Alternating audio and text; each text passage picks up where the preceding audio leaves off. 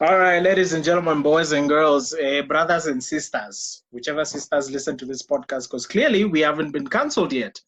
Uh, welcome to episode 8 of the NaiSai podcast. Hold up. Cancelled yet? What are we talking about here, Dave?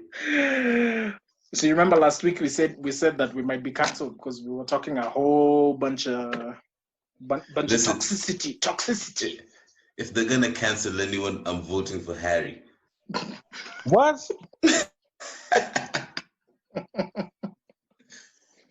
I'm damn near LL Cool H up in here, Maze. The ladies love me. What did this man tweet the other day? Bruh. Harry. Man, did you see what you were tweeting? Do we need to remind you what you were tweeting? Which tweet are you guys talking about? Sure, man, let me look for it. Ikoapi, man. Why do these things just pull up exactly when you need some wild shit? I'm the LL Cool J of the podcast, man. Listen to this nigga. So welcome to episode 8. We're here with LL Cool H. We have Shukid in the building, and we have Davey MC, myself. What's up, in the building. As Shukid looks for that tweet that nearly got us in trouble, and we were just laughing. Wait, are we talking about a tweet that's in trouble or a corny tweet? I'm talking about the corny shit. No, that. Actually, it was that. That's the one, right? He tweeted something here, and I was just like, man, I'm gonna need to find that. When I said, was it a lyric?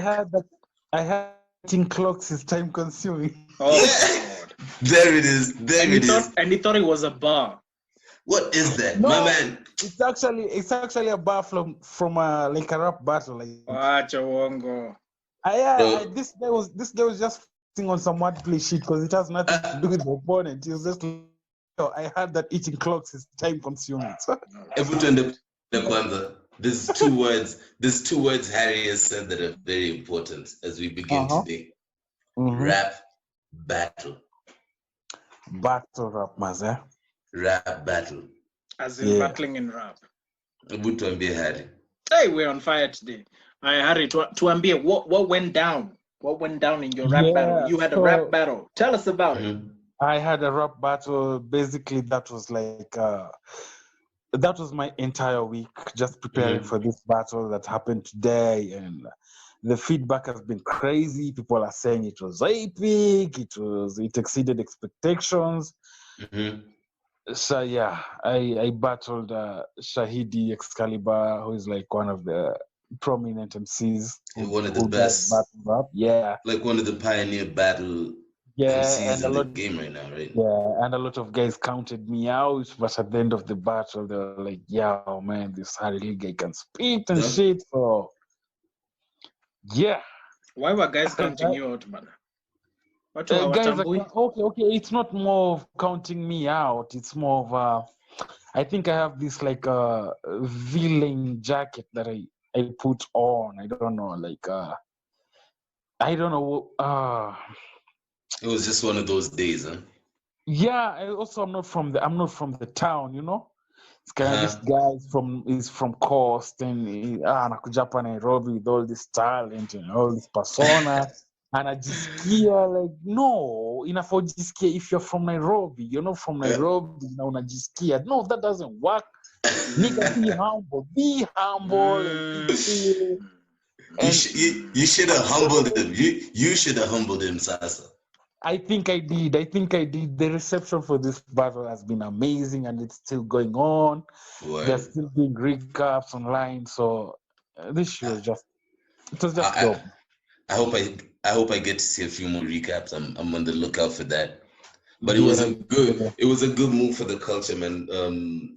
What was organized right there, that was pretty epic. For the people that don't even know what we're talking about, the battle happened on 23rd at like 2 p.m. Yeah. That was Harry versus Excalibur. It happened live on the what was it? It was Garage. Hip Hop Garage. Yeah, Hip Hop Garage has been doing these battles. So if you're into the battle scene and you don't know what's going on in the Kenyan battle scene, you definitely need to check out Hip Hop Garage. Go check out Hip Hop Garage on Facebook and IG. It was an awesome battle. It was I think the previous episodes have been me saying I don't have shit to do. Well, it's different this week. You had something to do. Yeah, shit came up. A very good reason to get out the house, to flexing on my rhymes and whatever. Also, has been good. So practicing your bars, eh? Yeah, I think they'll have that on YouTube. Harry Lee versus Shahidi Excalibur soon. So nice. Guys, you have to check out for that. If I'm not wrong, I think the audio is already out. I'm just not sure what platform. I'll guys, check in with us. Since it was live, I think they still have the whole footage on their FB page. I think by the time I don't know if it's still there. I don't think it should be there when this episode comes out. But Shahidi versus Excalibur, I think they'll be able to find that online very soon. So. Anything else? Any future battles maybe on live that we should look out for that you might know about? With this quarantine stuff, I don't know what the Hip Hop Garage people are thinking of doing or setting up next. But the reception for this has been good. But I really don't know which battles they might have in mind right now. But where's Hip Hop Garage on Facebook, Instagram, Twitter? It's Hip Hop Garage 254, I think, on Instagram, and it's just Hip Hop Garage on FB. All right, people, make sure that you go follow those for more updates on the battle rap. That is 1 for 2. Now, 2 for 2. Shukid, you also had a busy week. Tell us about your week. Man, I've been waiting for this moment to plug myself in, man. Exactly. But yeah, man. Before you do that, Shukid, I want to let guys know this. It's a podcast with 3 rappers, 3 MCs, me, you, and Dave. Dave. The dope thing about this, personally, what I love about this podcast is we're 3 MCs from Kenya, based in Nairobi, but we all have 3 different styles of rapping. Absolutely. Very different. I didn't even pick that a few days ago. It's of course, we are all rappers, but what we all do is very different from each other, especially after I checked out snippets of Dave's material. He has coming out Dave's EP coming out next month. I wasn't going to talk about that till later, but thank you. Go on. Yeah, Dave is such a humble guy. I don't know. Dude is a beast. Dude is nice. And cool age. Yeah, but he likes to just fall back no, nigga, you're that beast. So out there, Dave has a project coming out soon, probably next month. Hold up. Rumor says June 12th. June 12th on SoundCloud. June 12th on SoundCloud. Which room is this? Mark your calendars. I don't know. Listen. It's Instagram rumors. I'm gonna have to check that out, bro. I'm gonna have to know what channel you're looking at. But listen. Y'all are amazing people. This is a podcast of 3 MCs who are seeing currently. For real. But listen, shit, and Shukid has something to tell you guys. Exactly, man. I feel like I'm losing my space. Yeah, go. But shit, take your space, King. Take your space. Yeah, man. I was supposed to have had my my Shukid and the Gangly live edition. Shukid and the Gangly is something I've been doing for a minute. One of my events, my series of events. Supposed to do the live edition. It was supposed to be going up on 20th, but for one or the other reason, we've had to postpone it. That's gonna be coming up.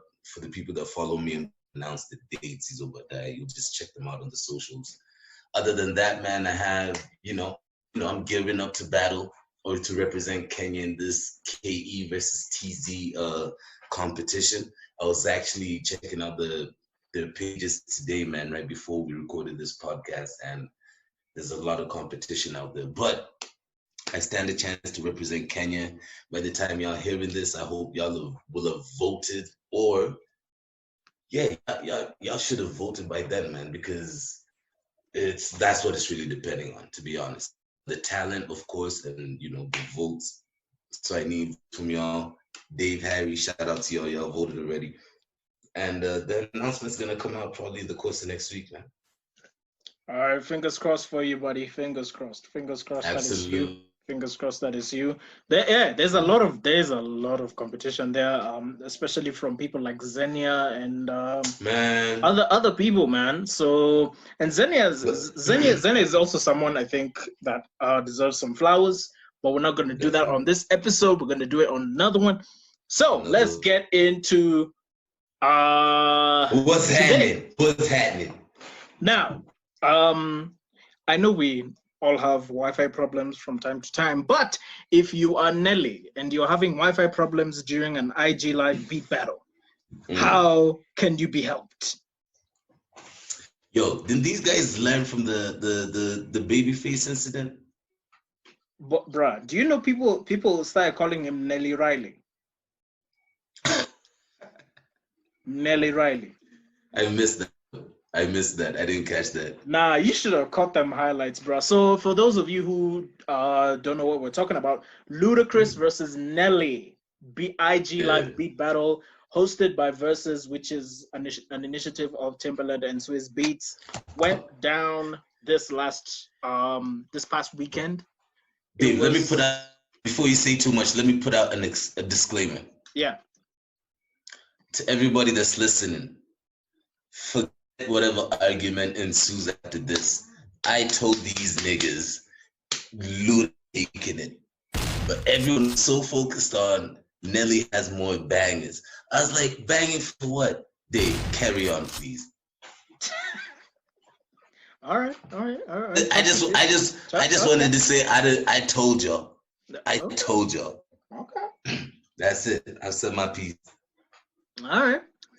So it was the 20th anniversary celebrations of their first albums, both of them, Country Grammar, and I believe Luda's was what was it called? Was it Incognito or it was another one? Okay, I didn't know that was what's going on, but if it's 20 years, we're probably looking at was it Incognito? No, probably the year 2000. I'm thinking of Rollout. Was it Southern Hospitality? Yeah, Southern. I think it was Southern Hospitality, but yeah. Okay. So this was something that guys were waiting for, anticipating, but people were really not giving Nelly a chance in this beat battle. Mm-hmm. But I have the rundown of the songs that they played, and of course Billboard's score, the score that Billboard gave them. And of course, we're going to also get into the other rumored beat battles that we might get. So, okay, sure, I'll give you credit.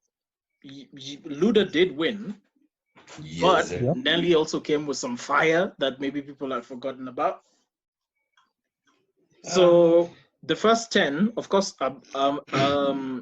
they normally rotate after the 10th hit. So they rotate, and then the person who was the second person playing becomes the first, and then the person who was playing first becomes the second person. So in this case, Luda and Nelly switched after round 10. Right. So with Luda, he started with Welcome to Atlanta. Mm-hmm. He went to Pussy Poppin', My Chick Bad, Oh, Saturday. Yep. What's Your Fantasy? Roll Out. Yep. Splash Waterfalls. Oh, which was featuring Ciara. Yeah. Made You Look, the remix. Yeah. Shorty Low, They Know remix. And then there was Yeah, featuring Usher and Lil Jon. Stand Up. Southern Hospitality. Yep. All I Do Is Win remix. Yep. Area Codes. An unreleased Moneymaker remix featuring Nelly. Yeah, that was dope by then. How Low? How How Low featuring Shauna, Move Bitch, and then Lovers and Friends, which was featuring Lovers and Friends. Yeah, Lovers and Friends. And then he snuck in a little bit of Holiday Inn in there, but that wasn't counted. Yeah, it wasn't counted. He snuck it in when Nelly was having Wi-Fi issues. But yeah. Yeah. On Nelly's side, he started with Na Na Na Na.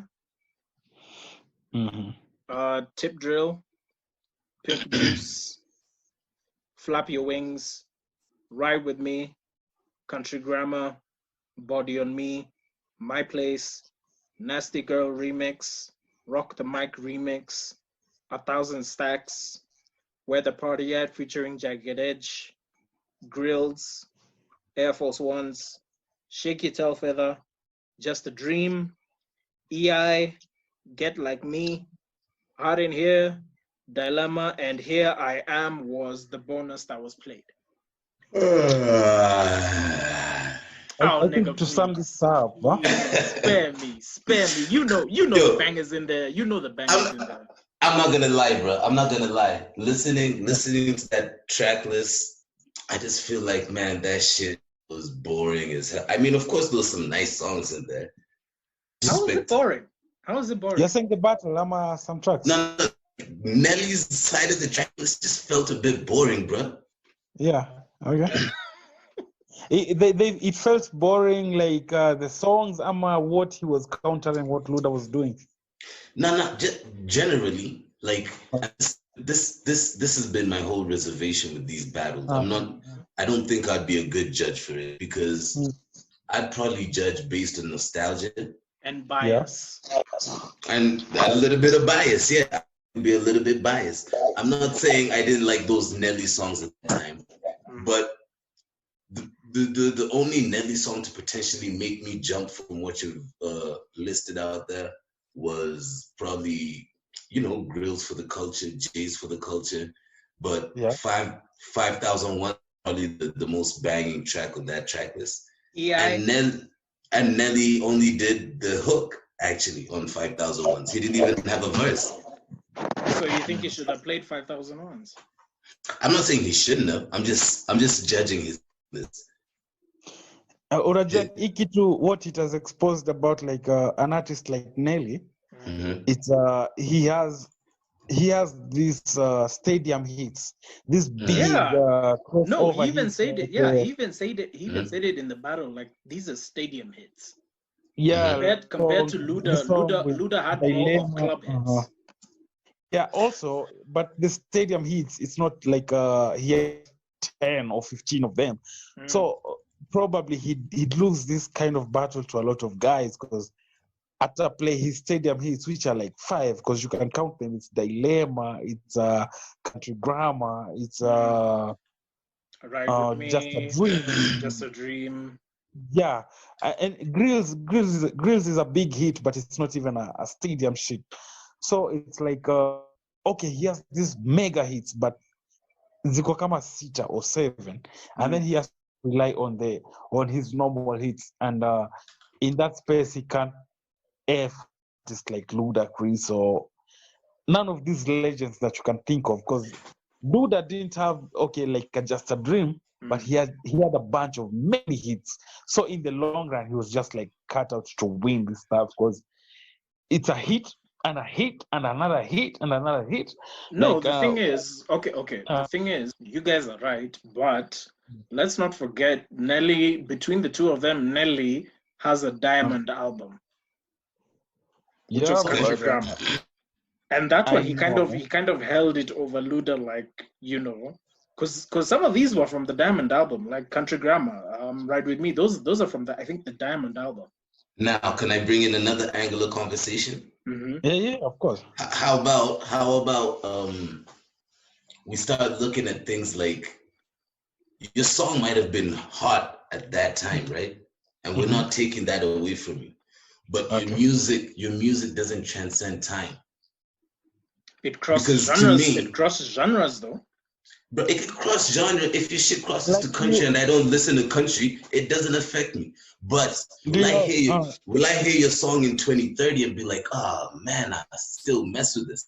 That's what I felt with Luda, and that's why I felt Luda was a landslide. I honestly still listen to Roll Out. Sticky, icky. Sure, Roll Out is.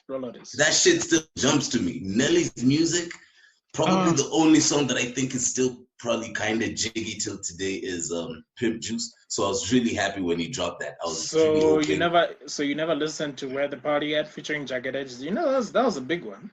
Yeah, that was a big one. You probably like that song because of Jagged Edge. Jagged Edge. Hey, with the party.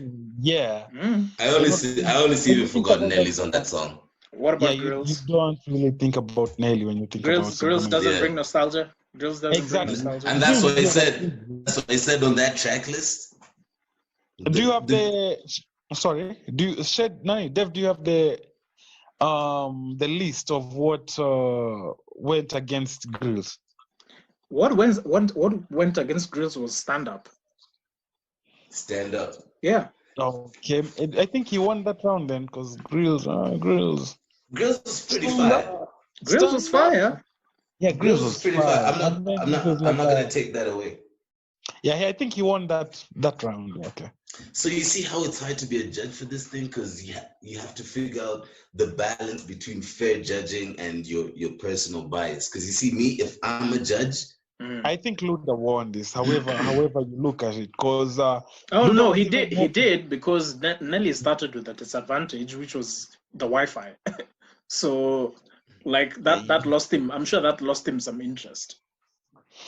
Yeah, I think Luda won because his music is just generally better and lasts longer. I say that because you know what, Dev? Like, I think Luda was more strategic with this thing. It's like, okay, I know me. Yeah, because he's been a DJ.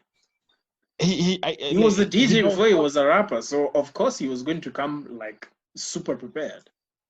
Yeah, also it's like he knows kuna vitu zengine you just can't counter, like Dilemma. Like there's nothing you're going to play against Dilemma. He played Lovers and Friends, which is dope. We'll probably listen to that song forever, but against Dilemma wins. So like you see, even that, it's like Luda had these songs. Okay, for Dilemma I'm going to play this. For Just a Dream I'm going to play this.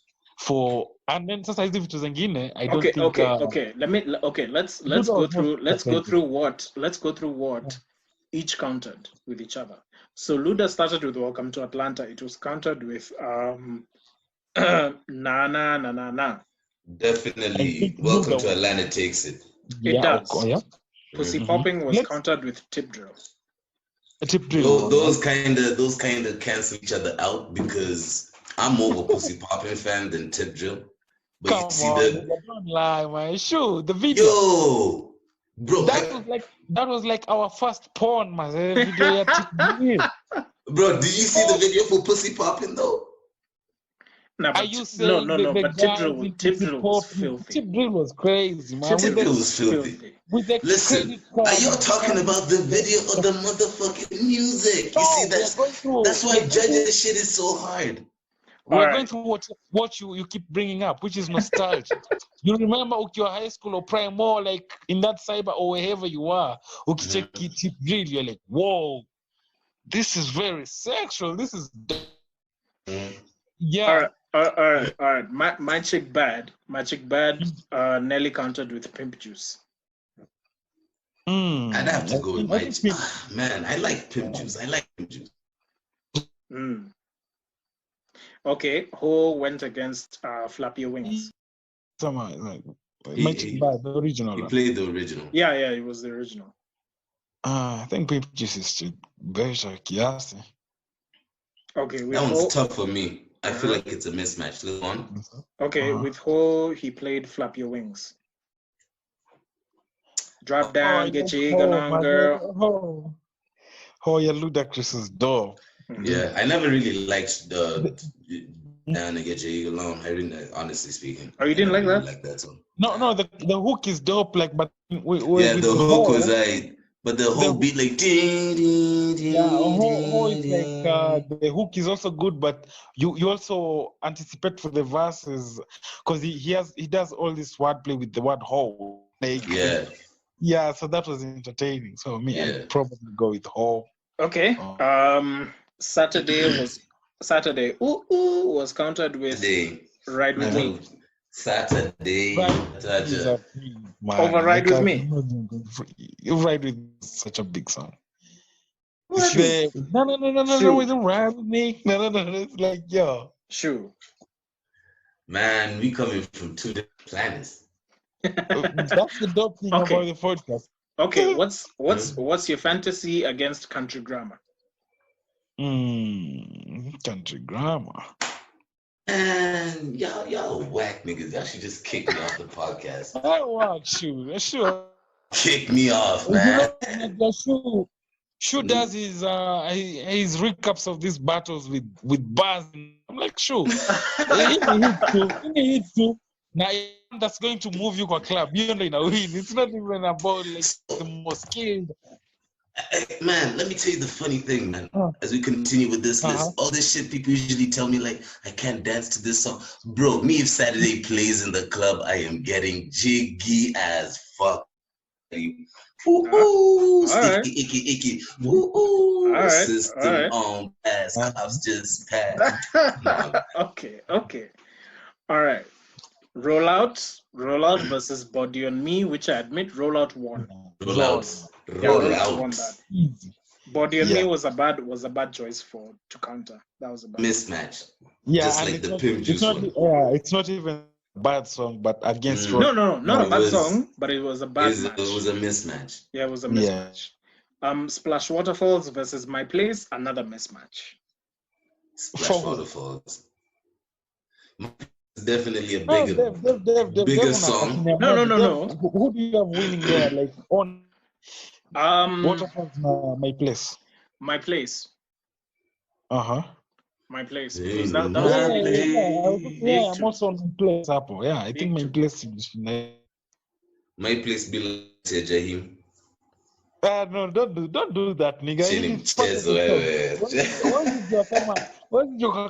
Kama Nelly ndo aliandika hiyo part ya him. Let's just give the niggas flowers. It's part of the song, that's it. Yeah. Y'all can say y'all piece. I'm just saying. Flash Waterfalls. All right. Featuring Ciara against Nasty Girl remix. Yeah, and then I the thing I liked about A-Round, it's because Ludacris brought the talk about it being one of his craziest flaws. Yeah. Personal. Yeah. I'm like, yo, E-Flow is crazy. And I know Shukid, you know this too, because what Ludacris is doing Orbit, it's like any club, so you don't even have to go like that. And he came in. And then there's another pattern, and then like, yo, this is dope. And then many look surprised. Ludacris knows this, so it's like, oh, you know, one of your best flows ever. So yeah, he said. Did you hear what they said? Did you hear what they said? Like Z went nuts when he heard that O verse. I heard I think before hearing because this was a time where the internet, and I wasn't listening to full albums, because you know you have this. Then you have these songs where somebody is showing off their skills, and now these singles for the labels be as lyrical. But when I had the O song, I already knew good dope rapper. But when I had and what he did on that was like some shit I'd expect from Eminem, you know. Okay. Ludacris is doing it with the patterns, and when you go back to listen to it, it's like, okay. Luda is a very phenomenal rapper. Like, he can get into that bag where it's like, yo, I can rap way better than you guys. Luda is like I put Luda in the same pool as niggas like Method Man. Like, they're not necessarily respected as much as they should be. But when they try to, who doesn't respect them? I mean, like, okay, they're respected, but maybe we feel they should have been larger. They're definitely definitely and all that. Definitely. But you know, when the conversations come about the MCs, guys, top tier MCs, you get your usual. They don't come up enough. Yeah, that's true. You don't get the Ludacris and the Method Man, because when you're just talking about like hip hop in general, you'd hear But when you come to conversation, your bars and lyrics, you won't hear Meth there. You'd hear a Jadakiss before you hear Meth. True. Meth needs his own NaiSai episode, man. But Meth akitry to show off on a track, you're like, okay, man, especially when he bounces on a track. That bounce. None is matching, Meth. None is catching up with them. I like when these rappers remind us, like, I can do this. And then it was so dope because he chose to do that on a party track all with Yeah. And there was a giveaway verse. I can see it. I make a verse for album. How niggas usually ochoy with a verse like to write the beat like in an AV. So I'm just going to say flick. Take another pick. Yo, Ludacris flexing steel. Dude, come on. Utafanya sikizi ngoma for this episode. Songs I hate playing because when I start playing them, I play them for 10 times. Yeah. All right. Let's continue. Made You Look against Rock the Mic remix. Both remixes actually. Made You Look remix versus Rock the Mic remix. Rock the Mic, Yanani. Yanelli. No, which he would. Yeah, whose song was that? Was he remixing his own song? Was he remixing like in a Memphis Bleak? I think he was on a remix with Bleak and them. BC, and I got What It Takes to Rock the Mic, right? That one. I think the hook probably goes something. Huh? That was Memphis Bleak. That was Beanie Siegel and Freeway. No, if Nelly remixed that song. Yeah, it's Murphy Lee, Beanie Siegel, and Nelly. Yeah, it's definitely the Beanie Siegel song. So I don't know, man. I'm going with the next track there. Made You Look. Yeah, I have to go with Made You Look. This dope hip hop grimy song. And do you know how Luda can decide to become a beast? When he has to step up to the plate, Luda steps up to the plate. When Luda knows he's going in the booth with these non-party rappers, like it's okay, this is Nas. Because Nas already killed Made You Look. Yeah, because already I feel like he's already under short-handed because wasa wanasema ngoma Nas and Jada will kill it and then Luda atakuja at the end of it. So he decides to show off on songs like that. Okay, so Ludacris played Shorty Lowe's They Know remix and it went up against Nelly's 1,000 Stacks. Okay, that one I'm gonna have to give 1,000 stacks because the entire song was great. Although Nelly only did, I think, ad-libs of the hook or some shit. Nelly was quite irrelevant in the song. But I liked the song. I'd definitely rather bump that song than the remix of a song and just play Luda's one verse. So by default, he gets that. But still, that was another period when Luda was flexing flows. They know. Yeah, I think that was like right after Luda was involved in some beefs, I guess, with like I think Young Buck, T.I. Yeah, he was in his battle bag. At that point, he was like just jumping on other people's beats. I think he even did a mixtape, just rapping on other niggas' beats and killing. In fact, I'm sure 5001 was one phone call away from having Ludacris have a verse on that. I think in this entire thing, before we continue, 5001 should have been played, even if it was Nelly on the hook. That would go off. Yeah, that definitely, whatever that would have gone up against, it has a chance of winning. Whether he played it against Rolao, whatever he played it against, it had a chance of winning. 5001 was a banger.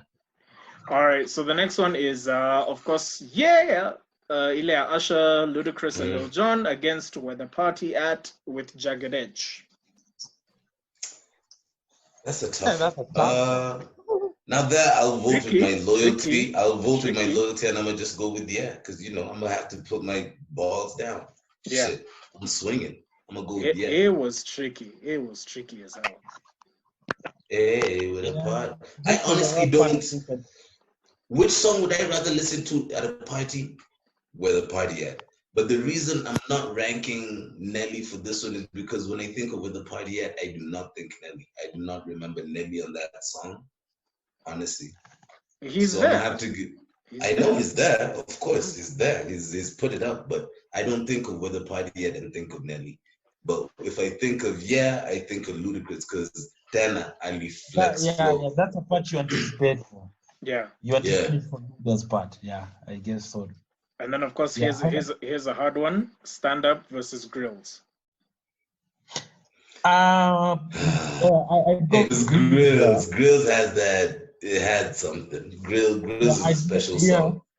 I think that was the Grills. first time. Grills made you get that aluminium foil and put it in your teeth. Hey, man. Remember, guys were doing that at some point. Guys were doing that at some point.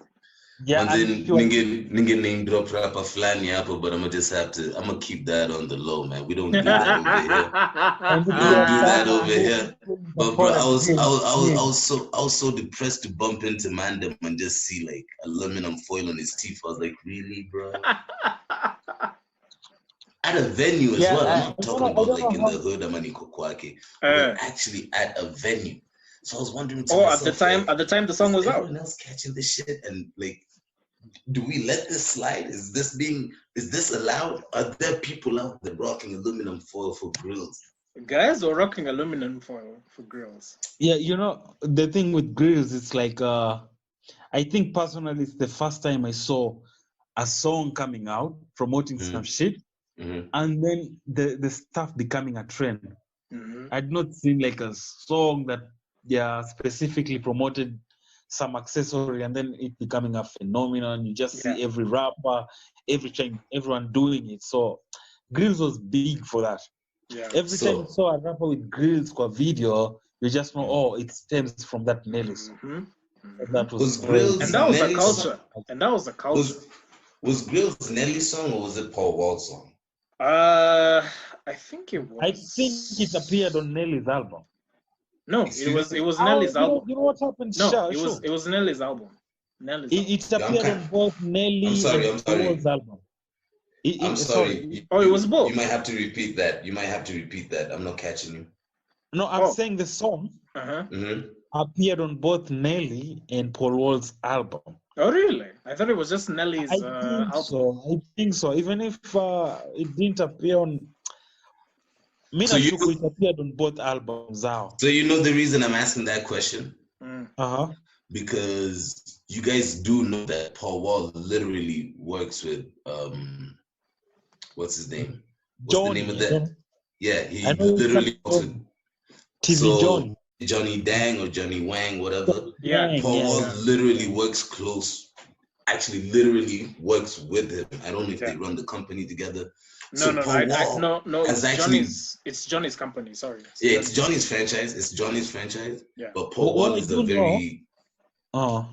a very close partner. I think a senior partner with him in the business. Yeah. And I'm just wondering, I do know about the song, not to take it away from Nelly or anything, but like, what if Paul Wall could have done the song without Nelly? Nelly was just a good. Yeah, exactly. Add-on. Yeah, I do know the relationship with Johnny. No, but Nelly has that ability of like, those ad libs. So what I was gonna, Dave. By this time, Dave already has the Diamond album that you're talking about. Yeah. So it's like, okay, Johnny Dang and Paul Wall have this beat maybe. Work on beat your grills and it's dope as fuck and they have the grills. They have everything, but they need they needed that artist. Yeah. So and at that time, all the flashy stuff was coming from the south at that time. No one from New York would have made grills look dope. Yeah. So it was who was in the east at that time? Yeah. Niggas from the east. The east side niggas even rock grills really. No, it was Timberlands. So, I think, I kind of think the grills were kind of there, but no one made it. Not in New York. Not in New York. Grills song. Because Akina Ghostface did have like a gold tooth. Yeah, but not grills. ODB, yeah. Yeah, but not like a grill or full-on grill. But anyway, grill. I don't even think that was the name for them. Yeah. But let's give Nelly diamond teeth or gold teeth. But the South people, niggas from the South, even the clothing, like much as niggas from New York were baggy, but it was like baggy streets. Yeah. About the Timbs. Yeah. I say in the South, it was. You remember how Fable from D4L used to dress, man? Oh, I think they like me. Oh, I think they like me. You remember that stuff? Yeah. So anyway, we'll give Nelly that one for the grills. He'll stand up still a banger. Yeah. All right. So let's move through the next 7. So Ludacris played Southern Hospitality, and Nelly came with Air Force Ones. Air Force Ones for me. Wait, what does Nelly play? Air Force Ones, and Luda played Southern Hospitality. I don't know, man. Cadillac grills, Cadillac bills. Check out all my Cadillac. Man, I'm telling you, man, I'm a big Luda fan. I'm gonna have to go with Luda. Yeah. All right. But Air Force Ones was cool for a moment. Now you make me feel like a sellout, because now I remember how dope the rhyme schemes were and the pattern. Bro. So now I'm like, the punchlines, even the video, bro. Song iko tu vibe. Why do you have to point out that the floor ya Southern Hospitality was dope? Now you're making me feel like, really bruh, I'm telling you, that's how I'm voting, man. That's how I'm voting. All right. All I Do Is Win remix, which Luda played, versus Shake It Tail Feather. All I Do Is Win, man. Although Luda Likotuna verse, I'll give Nelly this one because it's not a Luda song. I don't know. Yeah, I'll also go with Nelly. I'll go with Atako Tail Feather pia Likotuna verse. But anyway, I'll go with Tail Feather. Yeah, but because Tail Feather, the whole thing has a Nelly vibe. You feel like this is a Nelly song. All I Do Is Win. It's like, Luda ameshatu verse hapa so. Okay. Area codes. I think she can tell for the required daily, but carry on. Okay. It just had a Nelly vibe. I'm just saying. I don't it know. Had a Nelly vibe, for sure. It has a dirty South vibe, yeah. All right. Carry on. Area codes versus Just a Dream. I don't even. So I'll just go with Area Codes. And this is why I'm saying Ludacris was very strategic, Nation. Yeah, it was. You already had whatever is going to play for these mega hits. Because Just a Dream is the stadium shit now. So I think about what that shit. Yeah. Especially kama uko in a relationship. Just a Dream, he come on, you're just like, oh. Ile nakupeleka planet nyingine. When I'm super. Is that the one that's Just a Dream that I ain't thinking about? It was I really hated those songs. The video is very dreamy. I all those singing Nelly songs. Oh, you didn't like that one? It was only just a dream. By the way, I don't know which song is this. Shoe. I don't know. I'm nakuliza Shoe, but I'm just asking both of you. Unacheki Kendrick is going to like rap. And then he's ad-libbing the song. So you just know what ad-libbing is. Yeah. And then Kendrick would do the ad-libs as if he's singing. He's singing the ad-lib. Yeah. Got that from Nelly because I don't know which tracks mentioned. I think he might have got that from Nelly because he's done that with... I think I had Nelly do that something in some song where he's rapping, and then when you're doing the ad-libs like Jim Jones, you're kind of like rapping the whatever, singing whatever you're rapping. He's done that. How about on quite a few. John Fontaine? From Fontaine? No, Kendrick has done that on quite a few. Yeah, and Mimi, when especially from I was like, I think there's a song where Nelly is doing this Nanya Kitambo, where you're just rapping but repeating your bars in a singing song.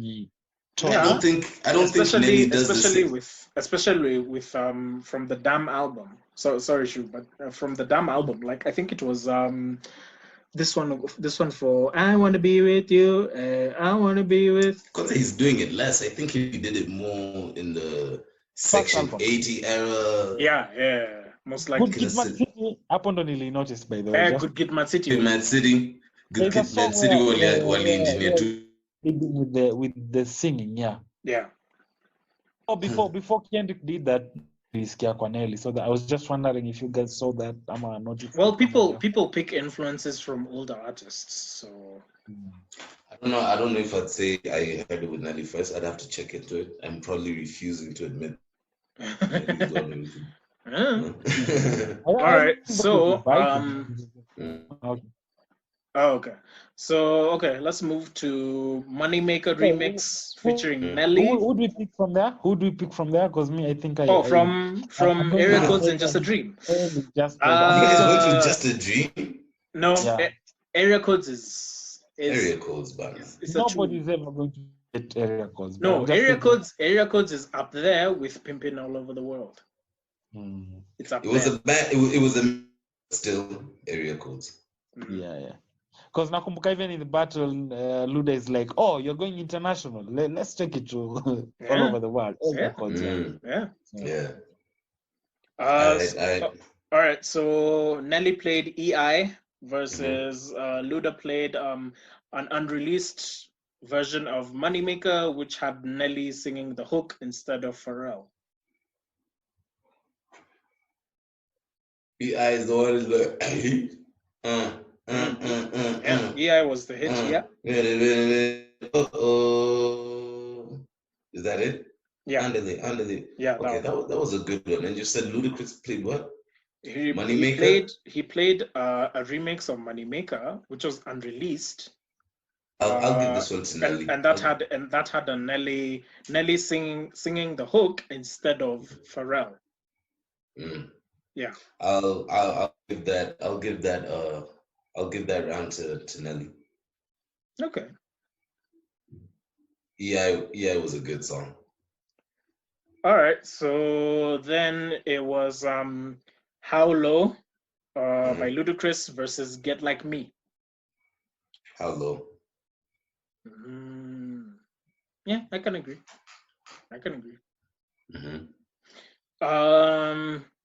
Then Luda came with Move, Bitch. And then Nelly decided to play Hot in Here. Move, Bitch. Hot in Here was a good record for the time. I'd rather listen to Move, Bitch. I don't dance too much, bro. I'm getting hot. You look like a chick, she's really fast. I'm not trying to dance fast no more, bro. It's getting hot in here, so take a volume. I am getting. Man. Your age Move, is showing. bitch. Your age is showing. I'm a G, bro. And then Luda lastly played Lovers and Friends, and Nelly played Dilemma. What did Luda play? Lovers and Friends. Lovers and Friends. Well, Over Dilemma. Cool. Over Dilemma.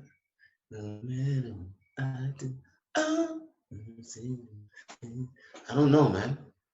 We can be lovers and friends. And then Over Dilemma. That's a tie. I'll give that one a tie. That was a match. That was a tie. I'd say so. Personally, in my opinion, I didn't super love Lovers and Friends, but Dilemma was one of those songs. You know, Nelly had almost what Drake has. Yeah. Anything he dropped was, straight fire. Anything he dropped, and you know how content and material is. The moment you're fed that content and material enough time, you get to believing it's that dope. So what if Dilemma wasn't as big as it was already, portrayed it as such? I don't know.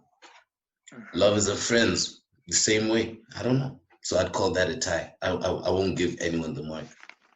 Okay. And then for the bonus, Luda played 1 Minute Man, which I think featured Missy Elliott, versus Nelly played Here I Am, the one with Rick Ross. I don't even think I know that one. So I'll go with Here I Am. That song went against which one? Oh, I think I remember.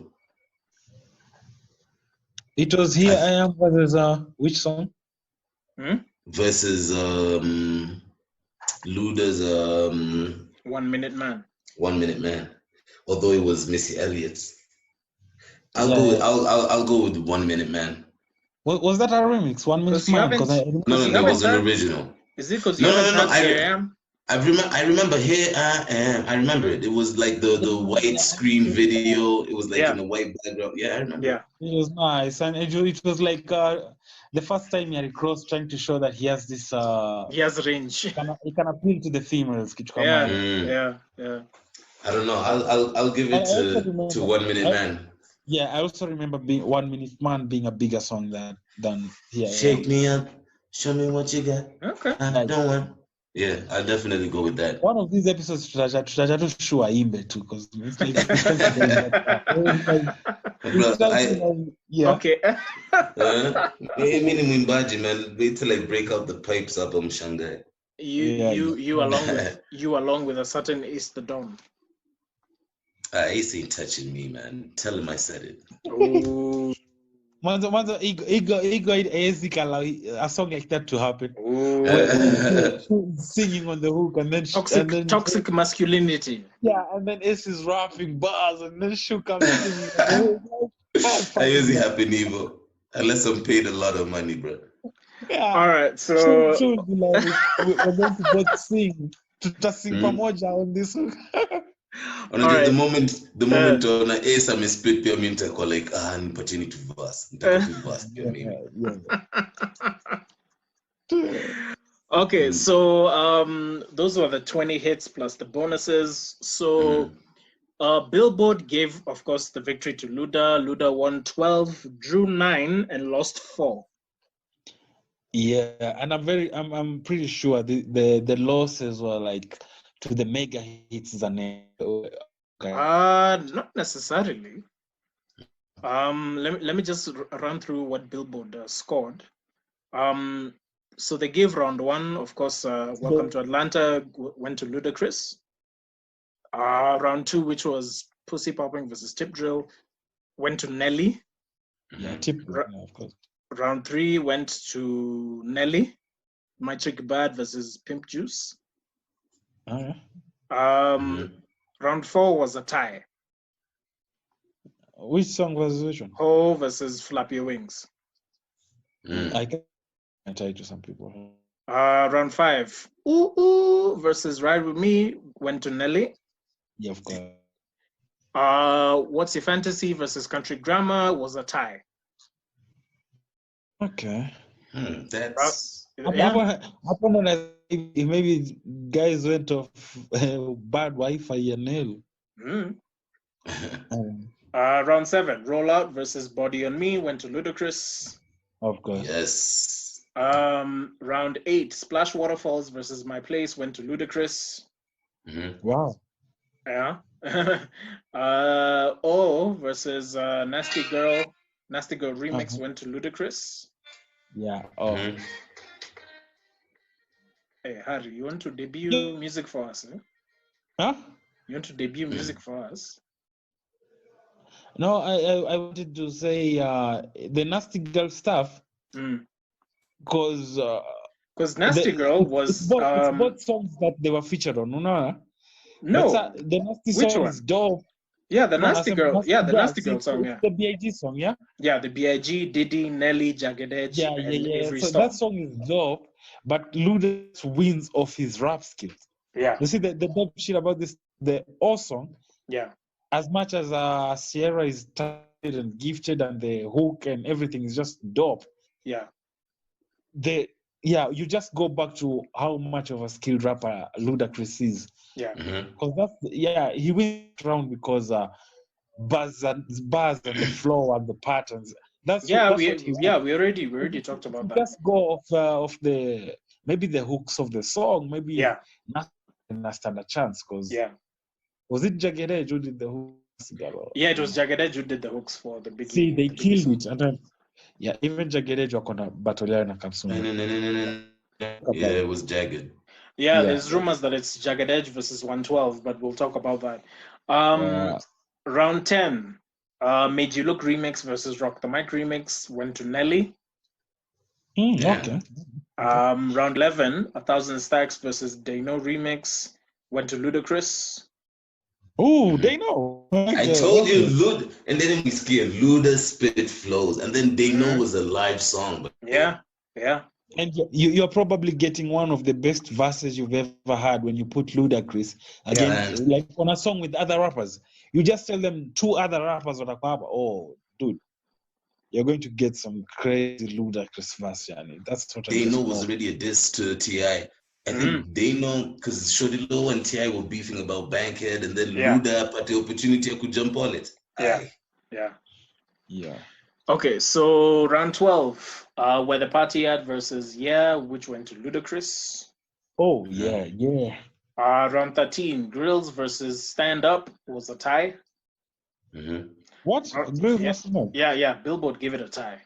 Okay, I guess. Unajua Luda, when he was dropping some of these club bangers, it was a time where he's like he was running the industry as far as club hits go. Yeah. Because it was a time it was Jay-Z dropping and Nas dropping and some other New York niggas dropping. So Luda had the South like in his hands. Like I could drop like Stand Up. There's nothing countering that like on the radio station. Like because he was an exceptional artist from the South. Guys from the South before the Young Jeezys and T.I.'s came, it was Luda as the voice for the South. Nikiona this club banger, you guys have no rebuttal for it. I guess that's why, I guess that's why people feel like that with Ludacris. He just had songs where when they were big, there was no answer for them. It's Luda. So, Okay. So round 14, Air Force Ones versus Southern Hospitality was a tie. Round 15, Shaky Tailfeather versus All I Do Is Win remix went to Nelly. I know.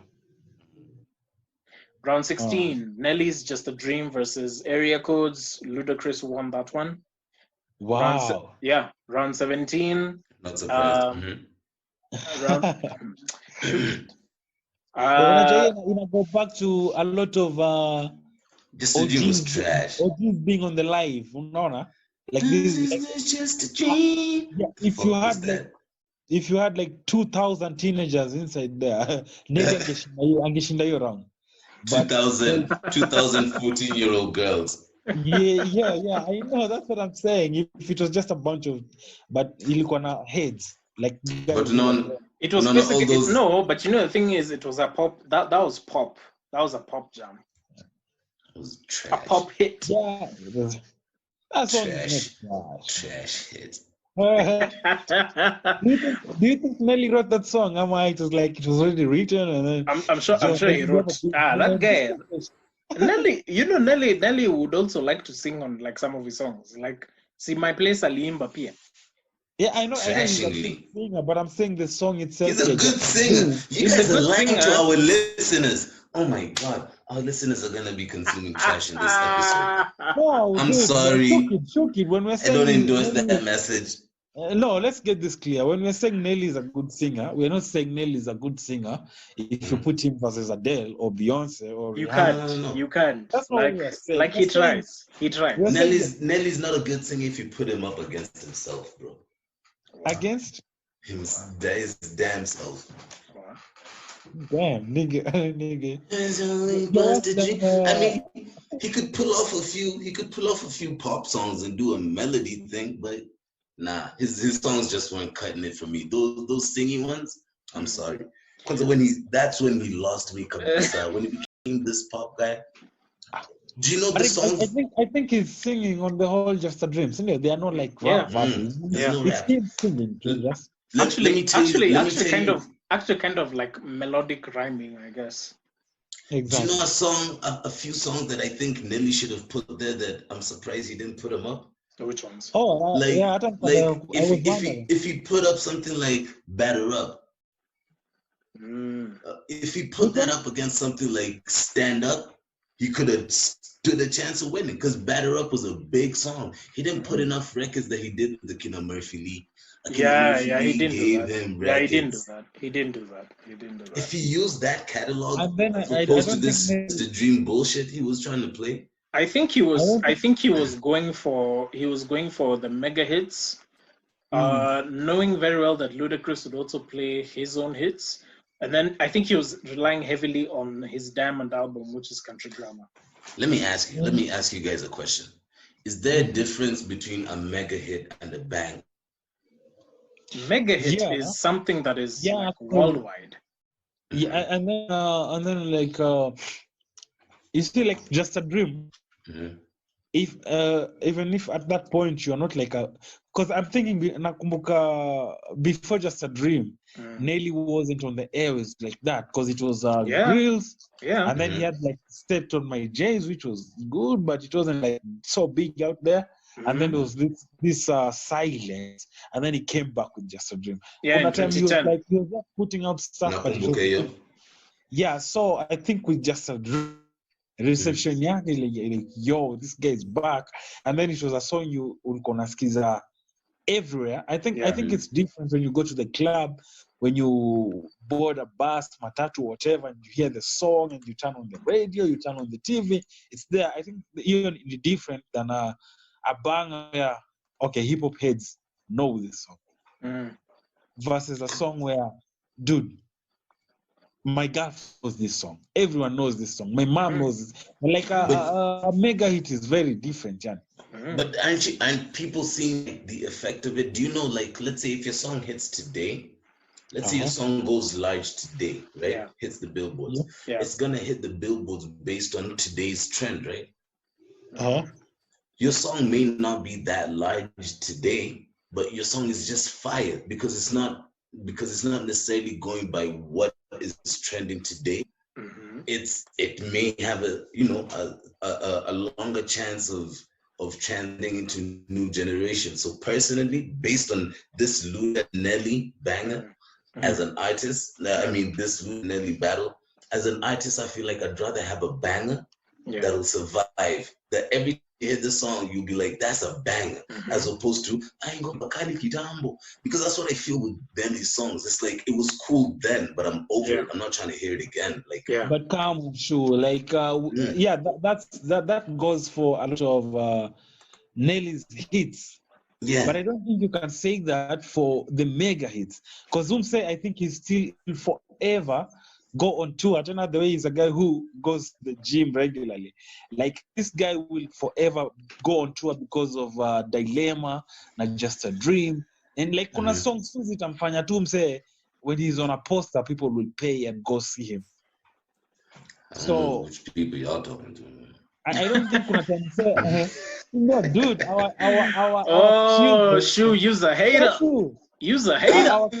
Our kids will be teenagers, not a scared Dilemma, and they'll be like, yo. Use a hater. Yo, my son will be like, yo, Pops, what is this trash? Can you get this? No, I'll never call Dilemma. Nah, but Dilemma is gonna transcend. Dilemma is one of those that's gonna transcend. But don't give me that hogwash. Don't give me that hogwash. Fine. Yeah. Let's finish off the rounds then. By the way, Toketo. Round 17. EI versus Moneymaker. Ludacris apparently won that. Okay. Yeah, I was surprised. The Moneymaker was the version with Nelly. With Nelly, yeah. So no, Nelly's so bad he has to lose against himself. Okay. Yeah. Round 18. Nelly featuring Nicki Minaj and Pharrell's Get Like Me versus Ludacris's How Low, and Ludacris won that one. Yeah, obviously. Definitely. And then round 19, Hot in Here versus Ludacris Move Bitch. Nelly won that one. I'm not surprised that I voted for Luda. Round 20, Nelly's Dilemma versus... Hey. Luda lost that round. Yeah, he lost that round. Yeah, he lost it. Nikina nani wanasema the source? Billboard.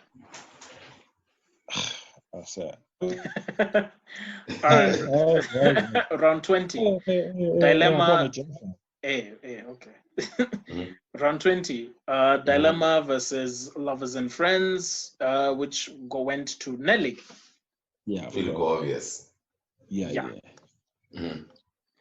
I'm not mad. I'm not mad. My guy Ludacris won. I still stand by my decision. I think he has better music generally, but I'm not. I'm not surprised by maybe 2 or 3 results that surprised me.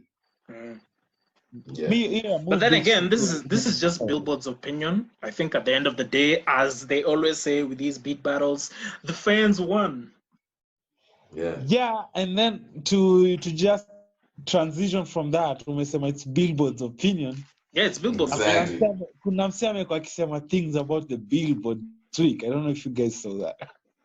I think kuna msee amekuwa akisema some stuff about the Billboard and Billboard, how Billboard rates. Kuna msee ameongea about the Billboard online. What did they say? You didn't see 6ix9ine saying you can leave that. We're not talking about snitches on this show. You follow. You following Mexican kids, man. Why are you following a non-snitch? And he shot to Doozy. He already told he came back from jail after snitching and doing more numbers than us. I already got angry and then followed. I don't know if he's still keeping up the narrative. I'm going to snitch on an organization too. He said he's gonna snitch, or was he just admitting that he snitched? He said he's gonna snitch some more. I don't know.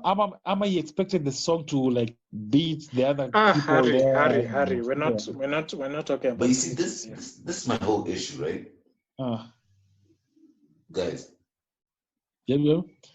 This is my whole issue with this. This is my whole what do I call it? My whole predicament, or my whole issue with this Tekashi 6ix9ine situation, right? Yeah. I'm not necessarily sure how he makes his money. You know, I'm never gonna shit on the man hustle. You make your money if you're making money. Yeah. But my whole issue is like some of the numbers is getting. People right now were of course excited about his return, and definitely it's doctored numbers, bro. One of my main issues with this whole 6ix9ine scenario, which people are using this excuse for numbers when they're he's got the numbers though. He's had 2 million people. I keep on thinking to myself, like, yes, he has 2 million people today because we give a fuck right now, and we don't necessarily give a fuck like we care about his wealth, his welfare.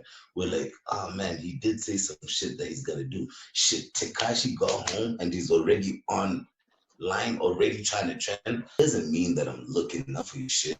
Yeah. I'm not gonna check the next one. Yeah.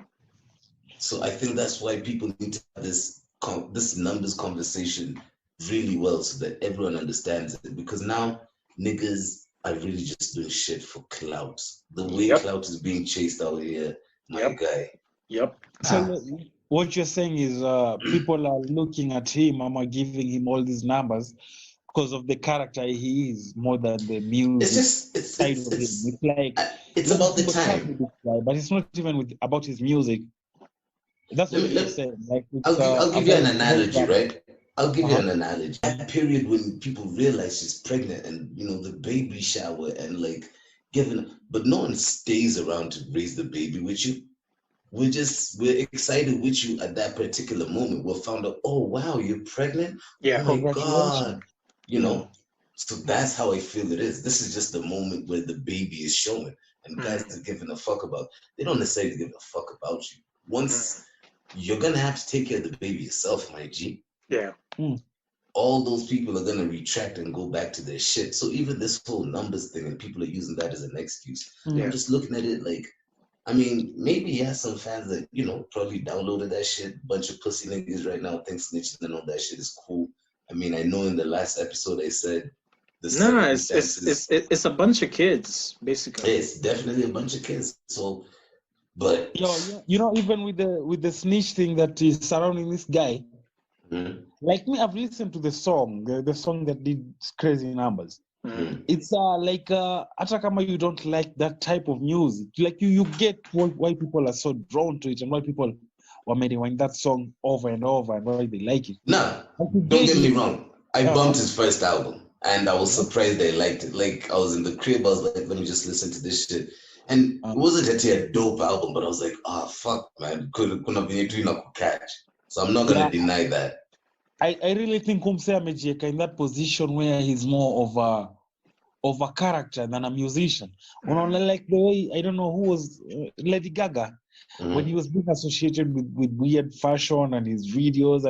Videos. The Illuminati era. Yeah, that one. Yeah, I'm saying, people saw Una check out, like, after you don't listen to that kind of Lady Gaga music, but it's like she's so much out there. You just want to be in the know. Okay. I have an idea. So I think 6ix9ine are in that position where you don't want to like miss out on this drama that's happening. Like, okay, what's next? As in, unataka tu watch, so just you have something to say. And then, unfortunately for him, they translate into views, and he's more of a character than a musician, which is good, and that's where the numbers will come from. Like, what when I'm watching, they play him, but so you guys, according to you, does he have the long game figured out, or is it momentary? No, this is momentary. I'm waiting for Bobby Shmurda, and we see whether he'll get the same love. Exactly, and then he'll adapt to this. So as a guy who is not like so big on the new kids, so I naskiza like Future, and then I listen to Lil Durk, which I got to know of because of Future. Ile song walidu pamoja. I don't know if you guys know the song. I don't know, but there's a Future Lil Durk song. So as a Mimi, I'm like listening to this song. Alafu nisikize 6ix9ine. And like I see exactly why people like the sound.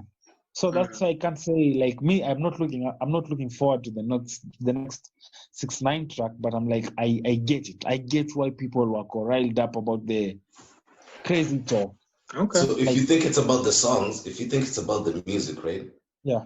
And I'm not saying this other guy doesn't have fans, but why aren't people being as loud about Trippie Redd, Basi? Because I'd say Trippie Redd is a more refined 6ix9ine. I listen to shows and other podcasts that have nothing to do with rap music. Najina 6ix9ine come up. So that's what I'm saying. Umse is a character now. It's this guy when you associate with gangsters, and then he got arrested. He snitched on the whole crew. So it's more of like a movie, like a TV show. Also, I'm taking like a character. People who don't even listen to rap music, even they know 6ix9ine. This is a rapper who snitched on. Like, so I'm more of a character, which is, I guess, good for him. But I feel like we're buying into his narrative. I anymore. I didn't want to talk about this, but you guys decided to talk about it. That's when it translates into shows. This is what I wanted to close up with. Right. What one I watch as a show? I don't as a TV show. I'm as a character, but when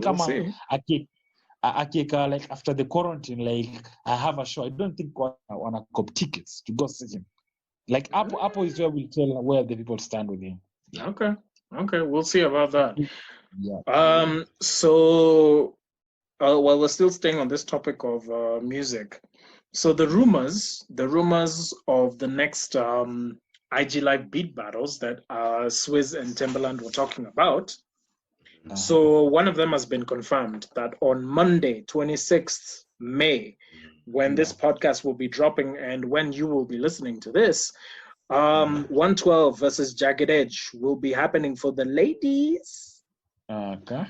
For the reddies. Yeah, for the reddies out there, and girls. For the girls. So that's a good time to. That's a good day to holler that shorty that's been telling you. You know that shorty that has been wanting to come for a sleepover. This is why I was laughing. This is why I was laughing, Jana.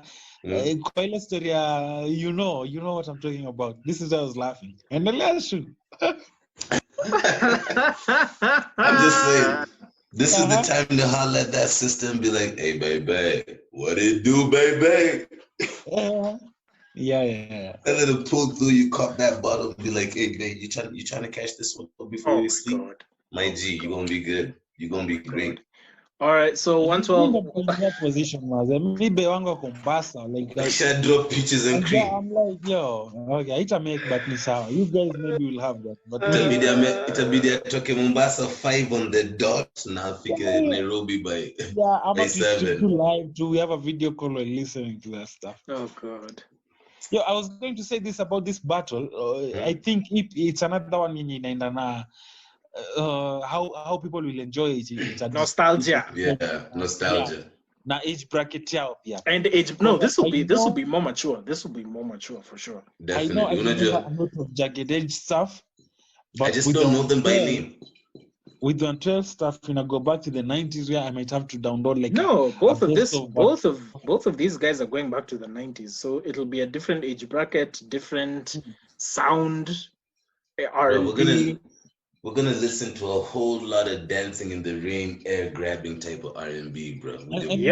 These two R&B groups, they gonna members went solo and they were successful. No, Jagged Edge never had members who went solo. 112, I think maybe they tried, but I never had much on the solo side. Slim was just a bit more famous. I don't know if they ever went solo. Slim Alibeba, Kongamebeba to your team, yeah, because if Slim had hits, it's like, come on, 112 for playing Goma Slim.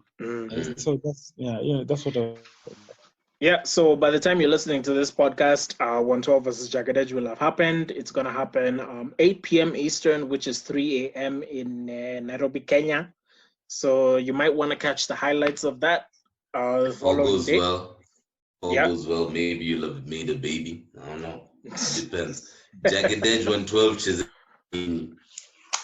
Yeah, I had to bring this in, but isn't it so disappointing na cancel culture that is stuff in the verses and we are not going to see R. Kelly going against someone because he hits. Bro, canceling Harry Lee, minimum cancel.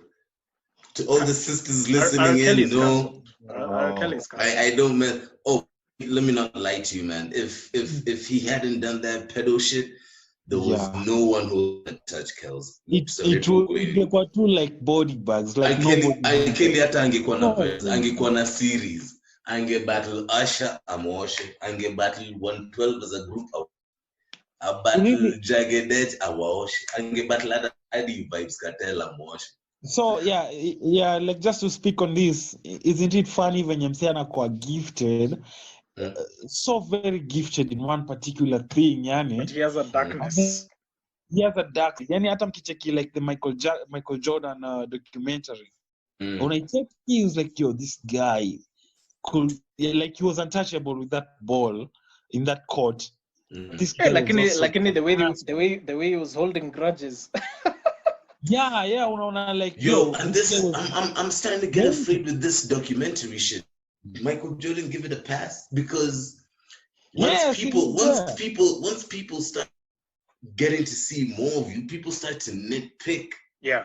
And now I'm starting to see like episode 1 to 5, 6 Apple, it was all bliss. And right now though I'm starting to see people talk about Jordan.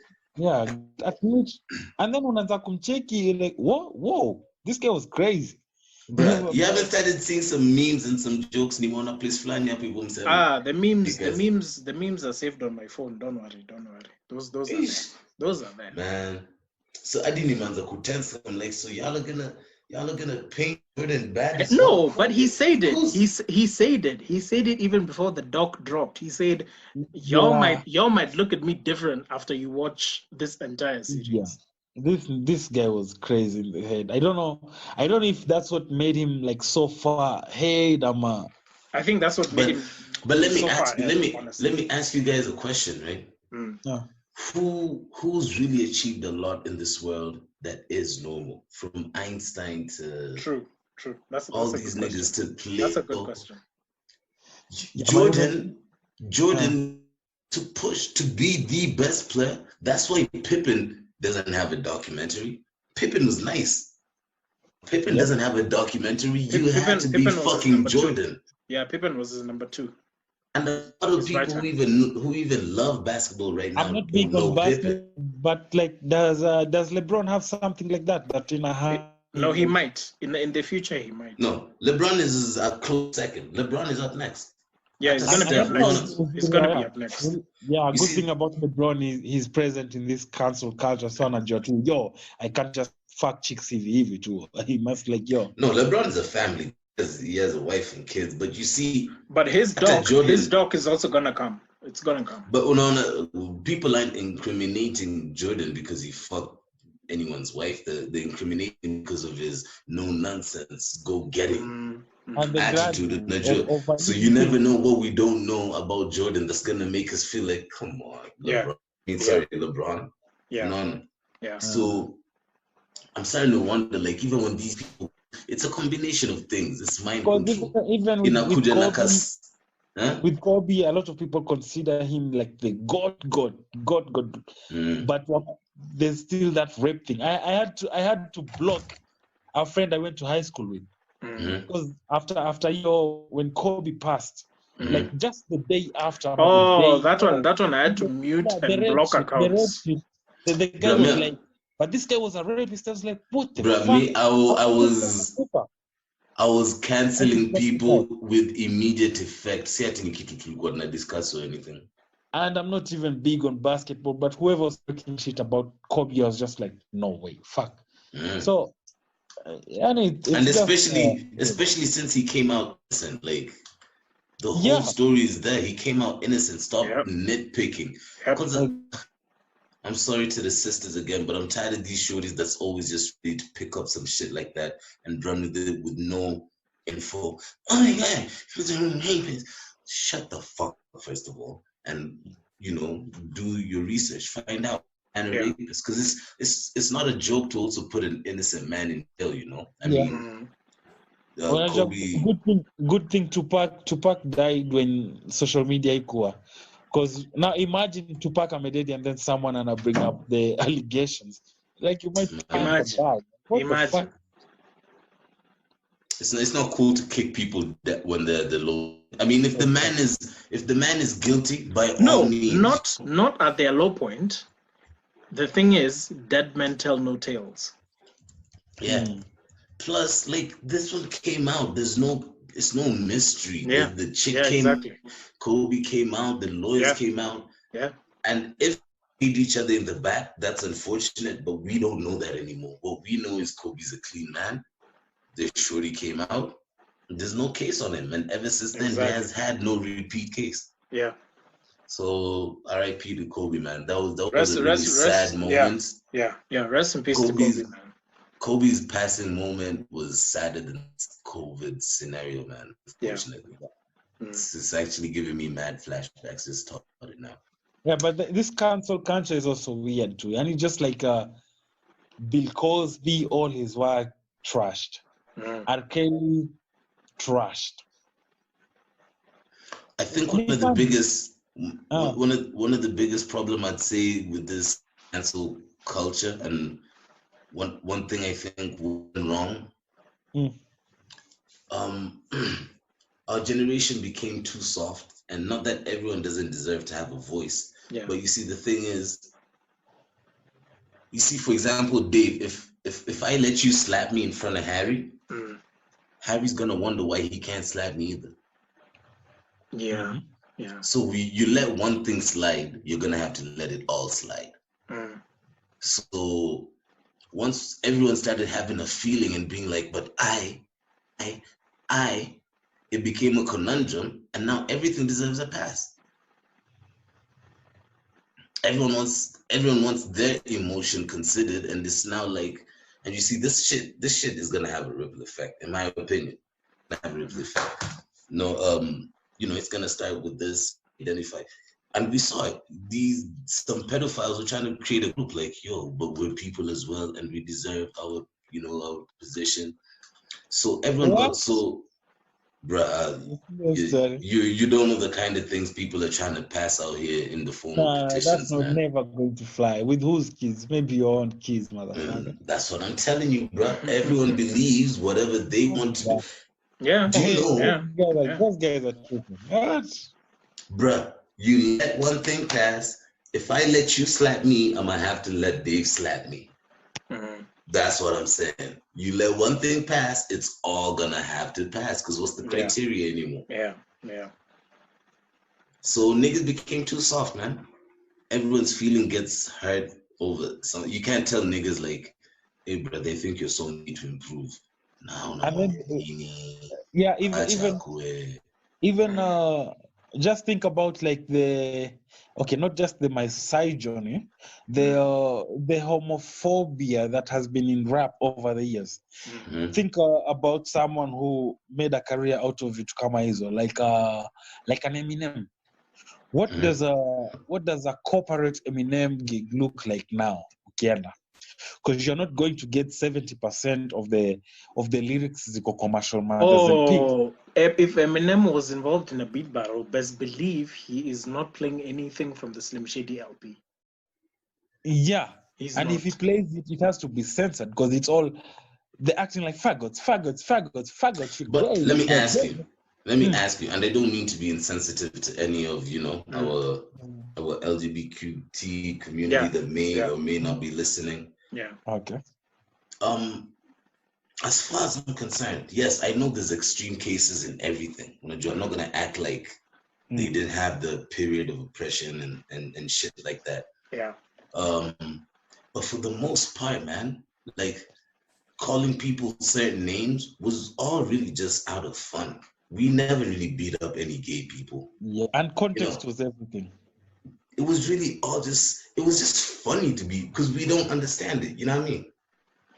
It wasn't a matter of hate. It wasn't a matter of like all that. So even when Eminem did that shit, it was just fun at that time to diss gay people. I'm very sure Eminem isn't necessarily walking into a joint and just y'all are gay and just ravaging shit. It was art when he was doing it.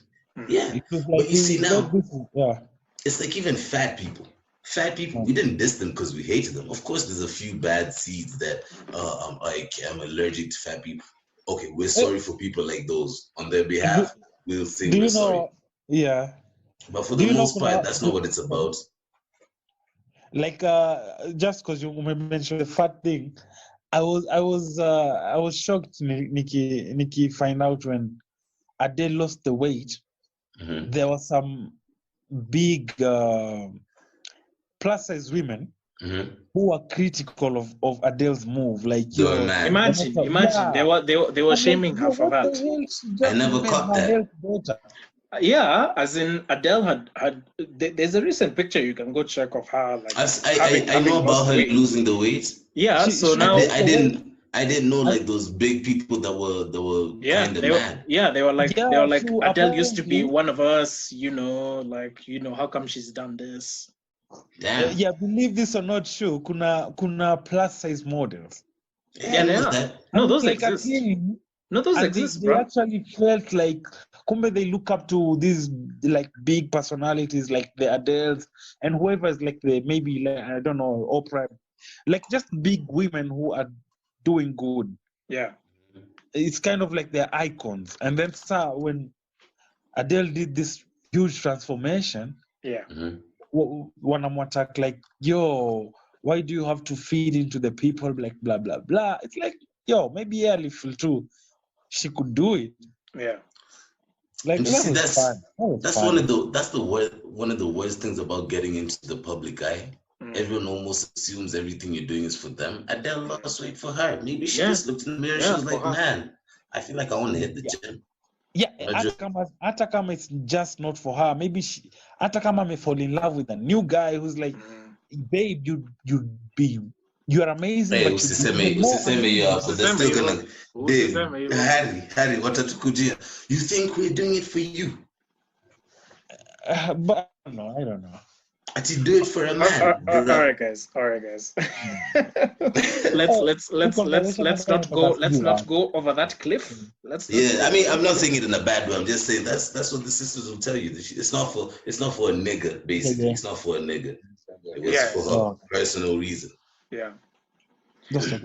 All right. So I know we've gone on a bit of a tangent. So let's just quickly go through the rumored IG Live beat battles, then we'll leave it up to people to decide. By the way, guys, tweet us. Let us know what you think about Snoop versus Busta, which is a rumored one. Usher versus Justin Timberlake. Eminem versus DMX. Apparently, Snoop versus Busta was the one that was agreed on because Missy Elliott says she will not go against Busta Rhymes, which could have been a better matchup, I guess. I think it would have too. Yeah, so the rumor is, Snoop said he'd be fine with going against Busta. Usher said he would be fine going against Justin Timberlake. DMX said, he wanted Jay-Z, but then Eminem might want DMX in a battle. And then, of course, 112 versus Jagged Edge is happening or has already happened by the time you're listening to this. And those are the rumors. Those are the rumored ones for now. And then, I think you've forgotten Buju Banton and Bounty Killer. I think that one's confirmed. Yeah, I think that's also confirmed.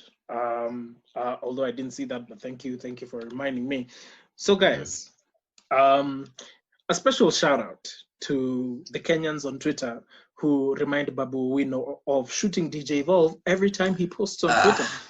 We must. It's a daily job. Shout out to you guys, man. Round of applause. Round of applause. This is good citizenship. For you heroes, man. Good citizenship. And this just goes back to how corruption is everywhere in the world. But in Kenya, you really can't get away with anything. You need money. You need money, bro. Money runs the world. Money runs the world. Like, I usually wonder, man. I mean, we all want to stay out of jail as much as possible. Even if you committed something, let's say by mistake, you try to find out. How does this man live, bro? Every day, he puts himself in front of us. We remind him on a daily basis, let alone us reminding him. How is he set? How is his conscience just settled? He's just Gucci. He's like, I'm gonna teach math, bro. On IG Live. On IG You know Live. how the victim survived? How the victim survived? I think the situation in Yego is the same with this guy still like being on social media. If he had killed that guy, like that guy could be dead, and this guy would still be alive. He was close. He was close. The way he shot him, one wrong. He would have just moved that gun a bit more. Just a few inches. Shot him in the head. The guy was, He would have shot him in the head. Mandem is still in hospital. Let's not speak on what we don't know, bro. Yeah. We pray for the best. The guy's not living his best life right now. He's still not recovering. He's not. That's why I man, big up to Kenyans, man. We're reminding people of their mistakes and their sins. But you know what's whack, man? And I saw someone tweet this, like, it's crazy when I go through some comments. There's some people that's just like, I mean, I get it. Some people might not know what's happened. The entertainment world is really shallow in Kenya. Wait. Are you talking about the apologists? Not necessarily the apologists. I think there's some people that are really just oblivious. Like a lot of the people that are commenting, especially on the maths, chemistry type of thing, ignorance. I don't think they know. Yeah, I don't think they know what's happening in this entertainment side of ours. We're really triggered because we feel like that's one of ours. Yeah. And as artists or as entertainment people, we've never really received, like, bro, I sat through the hearing and I was so depressed, man, because the way Babu Owino's judge was trying to talk, I was like, bro, you're not even attempting to put up a good argument. Like, you literally know you're finna walk out of this shit. So you're just coming here. This man actually said we should forgive Babu because he's a family man, he has a wife. And I'm like, my nigga, he shot someone. We're not talking about stealing 3 eggs or a chicken. God. So, man, there's a few people that are online that want to overlook that fact. Those are people they put in the same group. No. People who say free vibes. Yeah. No, there's those who are the apologists and there's those who are oblivious. And you shouldn't be oblivious. Like you shouldn't. You should know what is going on. Your excuse can't be miss your nangis of it too. That can't. But if I tell you, and you say like I didn't know, and you're willing to hear it out, I'll level with you. You'll be like, okay. If you're willing to hear it out. Yeah, if you're willing to hear it out. If you're willing. But anyway, shout out to Kenyans, man. Watch it. Tweet him every single day. Umkumbushe. Even if it's with a meme, umkumbushe your story. He must remember. He has to remember that, man. All right. So lastly, gentlemen, there's a lot of music that has been coming out. So I want to go through the quick the releases that came out this week. So number one, we have Wendy K with My Way. Oh, she put out an EP, yeah. She put out an EP, 4 tracks. That's Wendy Kimani. Wendy Kemunto. Kemunto, sorry. Yeah, Wendy Kemunto. Yeah, she put out My Way EP, 4 tracks. Then we have BV Accurate, God is the Greatest project. God is the Greatest, yeah. Dropped 2 days ago. It's 5 tracks. And then we have Steph Capella, who is dropping on May 29th. This coming week on Friday, he's dropping Vicky Secrets. Shout out is this to the him. long-awaited album, or is this a different project? Is this? This is an album. We've been waiting for the last 2 years. Is it 2 or 3 years? I don't know if it's this. What I can classify. Sorry. Okay, Harry, go ahead. Oh, sorry. I'm saying I don't know if it's because I don't particularly follow Steph on social media, but I don't know how long he's been hyping up the album. We've been waiting for this album. It's been 3 years. I don't know how the rollout has been like. No, the rollout. This album was supposed to come out roughly. This is more of a project for the ladies because it's like baby making music because it's a lot of R&B vibes from what I'm seeing with the titles. Because if you pre-order, you can go look at the titles and then maybe that'll give you. Yeah, I've seen that. I've already seen that. I took the album once, you can tell. Yeah, even the single he released called Taste, that's very like slow, smooth R&B. So this might just be an R&B album, and then now he'll come out with like a proper like the rap, album, like a rap project now, because Steph can sing and he can rap both very well. Exactly. Just let me ask you guys something.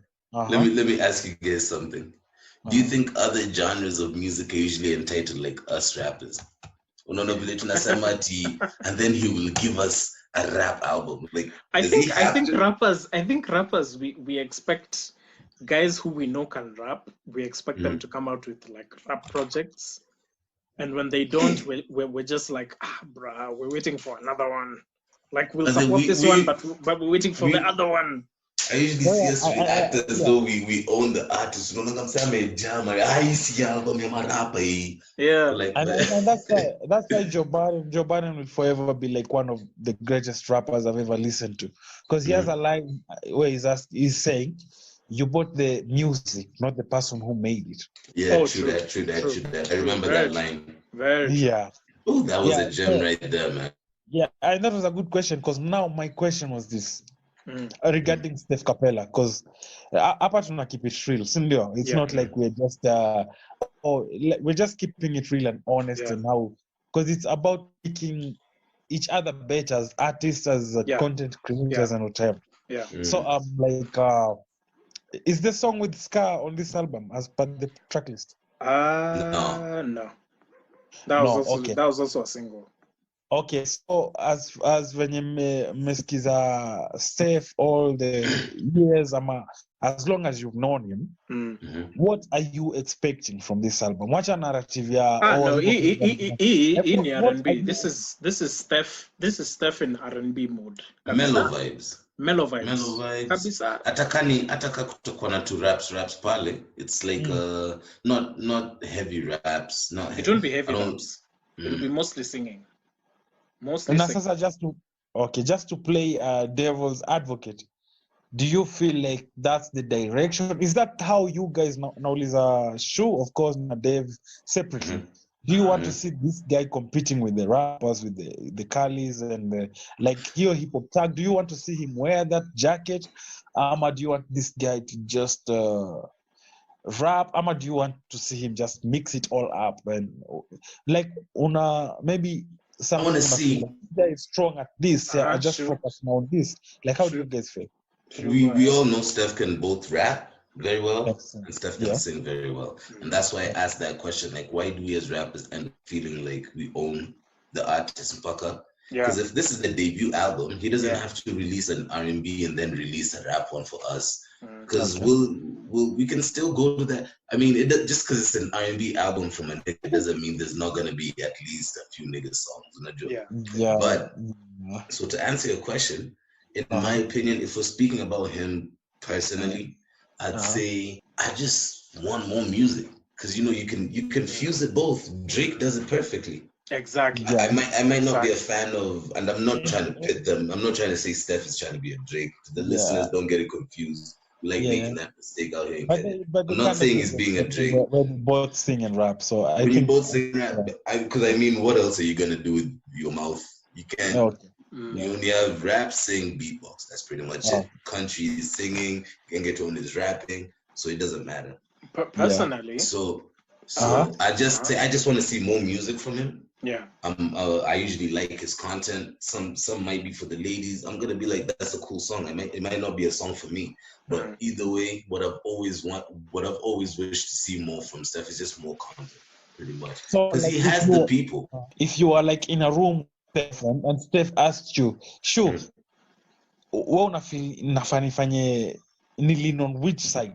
You just tell him, yo, sure, I like, you just tell him like, Steph, me na like whatever you guys you're doing, so you just do whatever me I appreciate. That's what you tell me. That's what I'd say, honestly. Okay, that's dope. She got the sauce. She got the sauce was fire for the ladies that we still listen to as fellas. And then he had the man that was fire for the fellas, and the ladies were still like, man, Steph is still nice. So because a guy who's talented can have both. I'm very black and white. Ikikuja na rappers who can also sing. Like one of my favorites is Fonte. Fonte anaweza chapa hook kwa ngoma yake. But bro, I just said that.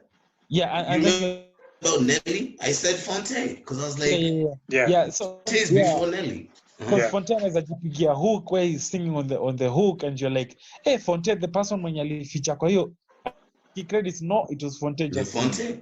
Yeah. So me personally napenda kukua very black and white. It's like nakumbuka when Drake alifanya the when he first came, he was rapping more than he was singing. And then he did the Take Care album. And then what did we say as hip hop heads come at me? I was like, okay, this is for the chicks in my work. And now I'm waiting for ile sasa yenye iko na bars na nini. Msame find success na audience. The stuff that came out next, it was just singing kabisa. It was like, man, I think for the last 4-5 albums, nothing was the same. We kept on thinking and a teaser rap album. Then what was the album that came after Take Care? Was it Views? I remember just laughing. No, it was whack. No, after Take Care. Views. After Take Care was Nothing Was the Same, and then Nothing Was the Same was the Fire one. After Nothing Was the Same, if you're reading this, it's too late. And then which album had this song called Hold On, We're Going Home? Just hold on, we're going home. That's Views. That's Views. Views, Views was trash. That's Views. I just remember that album having singing Drake mpaka nikaambia to my friends, that album was trash. No, we'll talk. Actually, since we're talking about this, next episode we'll talk about how we rank Drake's discography. Yeah, I'm up for it. So, like, okay, personally, me, I still don't know what I'm expecting from Steph. Okay, personally, for me, Harry. Okay, go Dev. Okay. Personally, for me, I would agree with Shukid because it's better to just say, and I believe this, like, I would want more music. Now, with Steph, where he stands out is the fact that he can sing very well and he can rap very well. That's what would make him stand out kwa game. He can do both. Okay. He can do both, but I would say drop more music.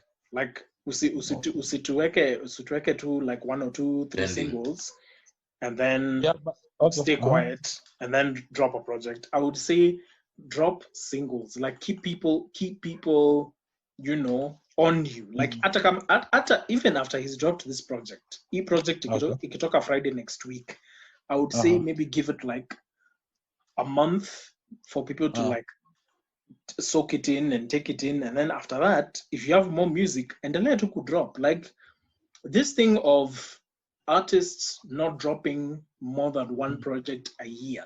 Like I can speak to BV Accurate, BV Accurate, and even Songa. Shu, like you know, Songa used to drop projects. I think 2 projects a year.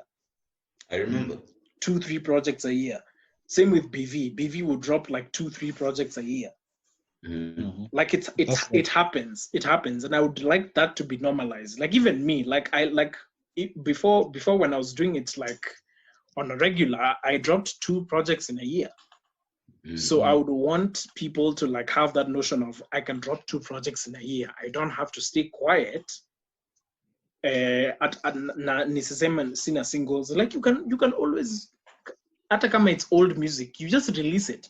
Like let guys know that you still have music on the table. Yeah, that you're active. I'd like to agree with you and disagree at the same time. Okay, go ahead. The more music is amazing. Yeah. Like for me, I'd say I'd wish Steph dropped more music because for some time he really hasn't dropped much. Yeah. Now, as far as dropping many projects is concerned, one of the things that I've grown a dislike for dropping too many projects is we're giving our projects very little shelf life nowadays. Okay. So that's one of the reasons that I've had an issue with trying to drop music ever since I dropped Shukid Season, for example. I'm trying to figure out, as much as we drop these songs, how can we have great life with our music? Because I also don't see the point of putting out a song that's going to be listened to for 2 weeks and then I have to give y'all another song just for me to be able to eat. I want to be, because you see, we've spoken about the Wu-Tags and the Method Mans and stuff like that. They're still probably eating from shit from like 36 chambers. Yeah. Yeah, and just to add on what you're saying, Shu, I think as an artist, when you drop a song, a single this month, and then 30 days later, next month, you're dropping another one, kind of subconsciously telling the fans, what I dropped last month is It's old. And you see, now fans have become like that already. Look at how people react. I've been trying to be observant. If you drop your song on, let's say, the 27th this month, by the 4th of next month, people are telling you, cousin pick happy ban. And then you tell them, cinema drop 2 kitu. Then last month, tunataka hii mwezi, unajua. We've already got them too used to that. Okay, maybe that's why my thing. Now, Kina Lil Wayne, when people like Lil Wayne were doing that, we need to remember Weezy was doing mixtape shit though. Yeah. Giving all official records. Yeah. But also, Shu, at the same time, that like maybe African in many places, the internet was blowing up. So when Weezy was doing it, Weezy was also known for umsewa. Every 3 weeks there's a new Lil Wayne song. Hata kani freestyle, like there's some new Lil Wayne shit Lil Wayne, like, so he also got his fans used to that. Okay, so boss, I think it because Ikafkamali now Lil Wayne can't just move kama a regular guy. Now Lil Wayne wants to move like a Jay-Z where you have to mpaka kitu mpya ikuje. But so you see, it was strategic. To remember Lil Wayne for 2 months, then Lil Wayne ameisha ladha, what's going on here? But you know the problem is, sorry. But you know the problem is here in Kenya, unajua people don't drop projects that often. Yeah. Ati kama unasema kuna story ya shelf life, you know there's also catalog. There's catalog. Like you need to have a catalog. You need to show that you have a catalog. And at the same time, you have to remember someone like Lil Wayne was doing that to penetrate an industry that existed. He had to outshine Juvenile. He had to outshine Master P and his boys. He had to outshine Snoop Dogg and stuff like that. So he had to influence industry. But you see, at the same time, he wasn't necessarily infiltrating the industry in a just giving people content. They have an industry that works, so the returns make sense. The workflow makes sense. That's why they get mad whenever the label's not letting them drop shit. It's like, man, let me drop my album. Because I know if I don't drop my album, there's things that I can't do. For me, my issue over here is, first of all, we don't necessarily have those structures. True. And personally, we heard it from Akina Azizi. We know how it goes, bro. Making this music needs to start making sense for us. Me, I understand. You see now, like, Steph has a good fan base. Yeah. With the right mechanics, the release of this album should translate into something for them. You know, he's not necessarily shut up and then potted from the grid and then just coming back indie. He has a good workforce with him, you know, Caliban and them. They've kind of been busy. Yeah. We wish for more music, but they've kind of been busy. So they probably have a strategy in place. So I can't be super mad about that. Yeah, that's true. That's true. We as the fans, of course, we're not demanding more music. We just wish we could hear more. But I think expecting more music from your fans also comes with like a lot of pressure. Expecting more music from your favorite artists comes with a lot of, you know, organization and structure from their end. Yeah. Yeah. So to the Kenyan artists that's listening to this, I mean, I know, I get it. The industry's tough. You got to release stuff for you to get that show. Remember, man, Boutros just did 200K streams on Boomplay with his 6 views that Nini project. Yeah. What the message I'm trying to pass across is people need to understand it's the way an artist lives is selling those records. There's gonna be a time when the shows run out. You're not gonna have a show every month. But if you sell your records, if you figure out a way to sell our records, we'll be good. That's lifetimes of royalty. All right. And on that note, Harry, close us out. Close us out on this topic. Oh, okay. I wanted to say that goes back to making quality music. True. Because if you are, we have these artists who are just going to drop like a project, and they're big artists, the Jay-Z's, you know them. They're just going to give you a project, and then you because then they figured that level. Yeah, so I guess it's presentation, or it goes back to branding. It's really a lot. It's a lot. Jay-Z giving you an album and you having to wait for 2 years for another one or 3 years, he's actually saying something there. You don't see me every day. So when's the last time you even heard Jay-Z did a press run or even an interview too? Not even Jay. Let's not even go to Jay. Let's even talk about Kendrick or Cole. Yeah, you see that they're trying to follow into that path. Yeah, we are not going to be like these guys you listen to every 2 months. Yeah. We don't sell you antics. We don't sell you all that other stuff. What we do is sell you music. Yeah, you're going to wait for it, but when you get it, it's just going to be music. It's not going to be some new slang that's trending. It's not going to be... It's going to be something that's going to hold you for 2 years. And me personally, I hate shooting videos. I wish there was a way I could figure out a way to just record albums. With no video. Sure, you have to do it. With no video. I hate videos, bro. If there was a way, I'm not saying I'm going to do it, but if there was a way, if I could get to that point where I could just have a fan base that buys my album, bro, I would never shoot another video for you niggas, man. I would just... Oh, damn. All right, and on that note, Shukid, that is keeping it real. Keeping it 1,000.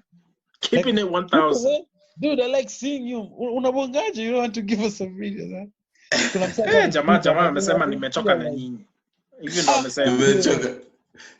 Nimechoka. Sijachoka na nyinyi mafans. Nimechoka na hiyo kazi ya kushoot. I guess she's saying like the lyrics should matter more than you're seeing me. Like just listen to what I'm saying. But visuals matter also. Visuals matter because marketing came into play. You know, I don't think visuals matter for the music. I mean, a good visual is a cool visual. It looks cool, but it's like artists have to go through this thing. It's like a wedding day. Every few weeks you have to do a wedding day. Fun for one day is to go back to regular life. Tired of that shit.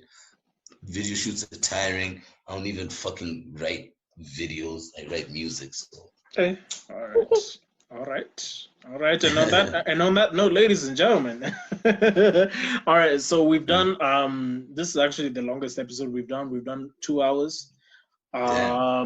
Yeah. So thank you guys for listening to us. I want to thank the gentlemen for contributing to this episode. We were supposed to have someone on this episode, but they will join us hopefully in episode 9. So yeah. So thank you guys for listening to the podcast. As always, tutafika mahali watu watatutafuta. I am putting that into the universe. So speak it. A new line. It's from your lips to God's ears. I've seen people say that nowadays. From your lips to God's ears, man. Yeah, man. So thank you guys for listening to us over these last couple of hours. As always, as usual, kama kawaida, go follow Harry Lee on Instagram. Go follow Shukid on Instagram and Twitter. Yeah. Harry Lee on Instagram and Twitter. Follow the NaiSai podcast. We are out here. We out here. Out here, man. Joe Rogan us, man. Y'all need to Joe Rogan us. We're all working right now. No. For every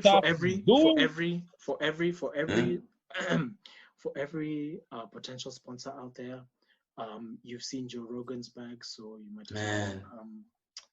come talk to us next. Come talk to us about that shit on the next episode. Man, I wish we spoke about it, but future episode. But if you listen, and go ahead and just Joe Rogan us, man. It's only 400 big ones. It's only 400 big ones. We can do better than that. We can do 800. It's 3 of us. Send us that. Send us that in small bills. Let's get that Facebook page to 1,000 likes, man. Yeah, 1,000, 2,000. Like, just especially if you enjoy what we're doing. Get all our pages to 1,000 likes. All of them. All of them, man. We must remind y'all to stay home. This shit's not over yet, unfortunately. It's not over yet. Of course, kama kawaida tuko ndani ya nyumba mpaka 6th of June, which will be tunaona manza kutoka, tunawaona mna normalize. We're gonna bring out that Masai nigga again. That nigga was necessary. We condemned him, but that nigga was necessary. Hey, that guy beat people. Wow. Yo, and tell these guys we are working on visuals. So by the way, if I didn't mention it at the top of the episode, let me mention it right now. We're gonna have video podcast soon. This is gonna be on video on our YouTube channel. So make sure you tune in for that. That's why I'm saying follow us everywhere, every social media platform. We'll accept Snapchat, but I'm Jay Rusha surprise party. I'm surprised to my fans, man. This nigga is talking like he has the money for that. No, I'm saying surprised. We could have just hit them with a video episode. Now they know everything. They have all our tricks. No. We haven't said when it's happening. Okay. Guys they just need to hit that like button. So just stay subscribed. It could be this episode. It could be the next episode. Make sure that you look out for that. This is another great episode. Gentlemen. Yeah. It's quite late. So wacha tumalizane hapo. Malizane, man. Imbibe podcast. Malizeni na vinywaji zenu salama. Yep. No. And then if you're perfect, like come on napigwa gamma signals when you're shooting the podcast. Yo, if you're needed in that room, and please interact with us, man. Please on YouTube, please comment on Instagram, just tweet us, talk to us on Facebook. We'd love to hear what y'all think. We'd love to hear who y'all think we should, have as a guest on the show with us. Yeah, man. So, guys, thank you guys for listening to us once again. We really do appreciate it. Much appreciated. Yeah. Until the next episode. Peace and love. Peace, love, sanitation, and cleaning. Hey, that's a bar. Use condoms. Use condoms out there, please. No. Let people enjoy themselves. Come on. No. Come on. We cannot stand in their way. In every way. No. We can't stand in their way. January, there'll be a lot of babies. Don't worry. COVID babies, Kwanzaa. COVID babies, January, February, Yuko. Don't worry. Yeah. Tunawaona sana, man. But we have man respect for y'all. The quarantine wanjikus and vitu kama hizo. All right. Guys, thanks for tuning in. Thanks for tuning in, guys. Till the next one, peace and sanitize.